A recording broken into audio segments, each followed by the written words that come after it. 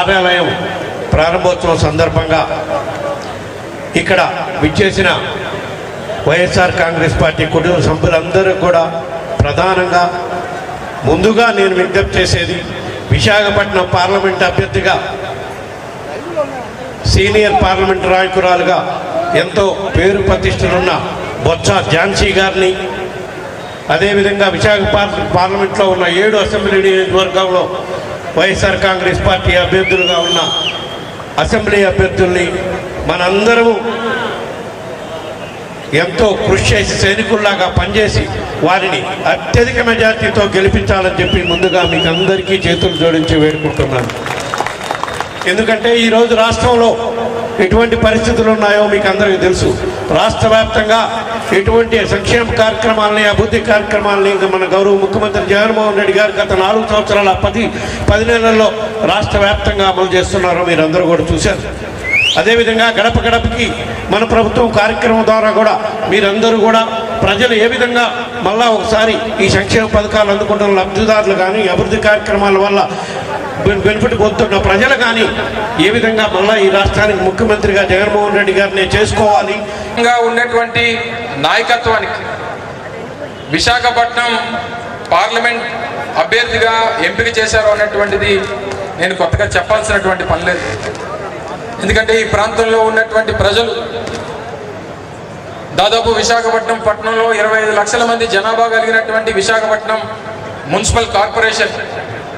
లేదా దానికి ఆనుకొని ఉన్నటువంటి భీమిలి నియోజకవర్గం కానీ, లేదా విశాఖపట్నం పార్లమెంట్ నియోజకవర్గ పరిధిలో ఉన్నటువంటి ఎస్కోట నియోజకవర్గం కానీ, ఇవన్నీ కూడా స్థానికంగా ఉన్నటువంటి నాయకత్వానికి ఒకసారన్నా మన పార్లమెంట్ నియోజకవర్గం నుంచి ప్రాతినిధ్యం వహించేటువంటి అవకాశం రావాలని చెప్పి ఎన్నో ఏళ్లగా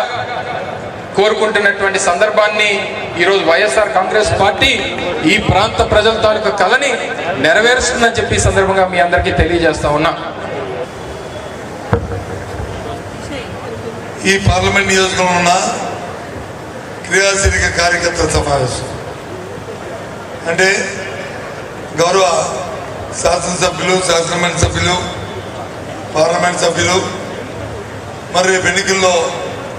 ఎవరైతే రేపు పోటీ చేయబోతున్నారో ఆ పెద్దలు, వారితో పాటు మరి కార్పొరేషన్ మేయర్ గారు, జిల్లా పరిషత్ చైర్మన్ గారు, మరి వారితో పాటు ఇక్కడ ఉన్న అందరు కార్పొరేటర్లు, అలాగే ఎస్కోట భీముడిపట్నం నుంచి ఇచ్చేసిన మండల అధ్యక్షులు, జడ్పీ మెంబర్ తాలూకా ఉద్దేశం ఇంక రేపు నోటిఫికేషన్ రాబోతుంది. రేపు త్వరలో ఎన్నికలు రాబోతున్నాయి, డేట్లు రేపు అనౌన్స్ చేయబోతున్నారు. ఆ నేపథ్యంలో ఏదైతే మన నాయకులు గౌరవ ముఖ్యమంత్రి గారు, మన పార్టీ అధ్యక్షుడు జగన్మోహన్ రెడ్డి గారు ఆయన ఏదైతే నిర్ణయించారో, ఆయన ఏదైతే దిశ నిర్ణయించారో, ఎవరినైతే మనకు అభ్యర్థిగా అప్పచెప్పి ఆ అభ్యర్థిని గెలిపించమని మనకు కోరారో ఆ బాధ్యతని మనందరం మన పుస్తకాల మీద వేసుకొని మనం నెరవేర్చడానికి ఇవాళ ఈ సమావేశం అని చెప్పి తమందరూ కూడా మనం చేస్తున్నాం. మీకు తెలియంది కాదు, ఈ 5 సంవత్సరాల్లో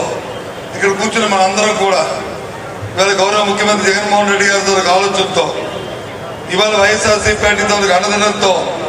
ముఖ్యమంత్రి తాలూకా అభిమానంతో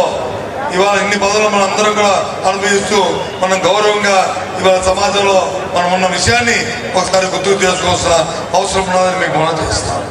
పెద్దలు మాట్లాడినప్పుడు చెప్పారు, ఈ పార్టీలోని మిగిలిన పార్టీలు మిగిలిన వాళ్ళకి 5 సంవత్సరాలు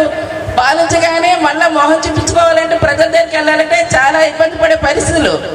కానీ భారతదేశంలోనే ఏకైక పార్టీ వైఎస్ఆర్ పార్టీ ఈరోజు ప్రతి ఇంటి గుమ్మంలో కూడా ఈరోజు నవరత్నాల పేరునే ప్రతి ఇంటికి కూడా ఇచ్చి ధైర్యంగా ఇగో మా పార్టీ చేసిందని చెప్పే అటువంటి ఘనత ఏకైక పార్టీ మన ముఖ్యమంత్రి జగన్మోహన్ రెడ్డి గారు మనకు అవకాశం కల్పించిన ఏకైక పార్టీ మన వైఎస్ఆర్ పార్టీ.